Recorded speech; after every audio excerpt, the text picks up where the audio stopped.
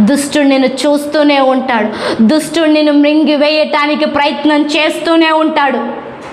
పరిశుద్ధత అనే వాసన లేకపోతే అపవిత్రత అనే వాసన వస్తూనే ఉంటుంది. నీతి అనే వాసన లేకపోతే అవినీతి అనే వాసన వస్తానే ఉంటుంది. ప్రార్థన అనే వాసన లేకపోతే దుష్క్రియలు అనే వాసన వస్తానే ఉంటుంది. మంచి మాటలు, దేవుని మాటలు లేకపోతే దుష్టుడి మాటలు వస్తూనే ఉంటాయి. దుష్టుని మాటలు వస్తూనే ఉంటాయి. ఈరోజు ఒక్క మాటే మాట్లాడుతున్నాను.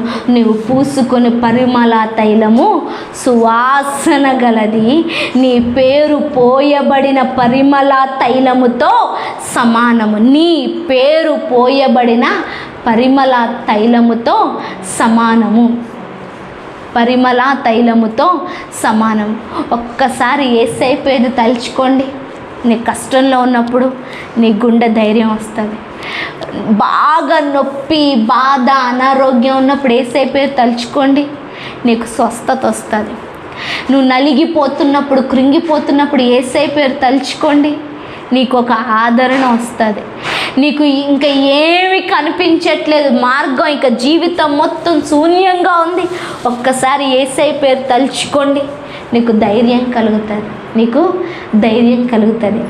నీ పేరు పోయబడిన పరిమళ తైలముతో సమానం. ఆయన పేరేంటంట? పోయబడిన పరిమళ తైలముతో. నిజంగా బాగుంది, ఓకే. ఇప్పుడు అదే నీలో చూడాలని ఆశపడుతున్నాడు. అంటే నాని అని దేవుడు నిన్ను పిలుచుకున్నప్పుడు దేవుడికి అనిపించాలంట, వీడు నా కుమారుడు అన్న ధైర్యం ఉండాలంట. నా లక్షణాలే ఉన్నాయి అన్న ఆలోచన రావాలంట దేవుడికి.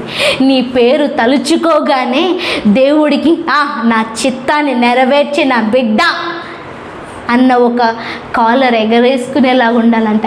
నీ పేరు తలుచుకున్నప్పుడు దేవుడికి సంతోషం రావాలంట. నీ పేరు తలుచుకున్నప్పుడు దేవుడికి ఈ భారతదేశానికి బిడ్డ ఒకడు చాలు అని అనిపించాలంట. ఇప్పుడు నీ పేరు తలుచుకుంటే దేవుడు ఏమనుకుంటున్నాడు నీకే తెలియాల. నీకు కూడా తెలుసు.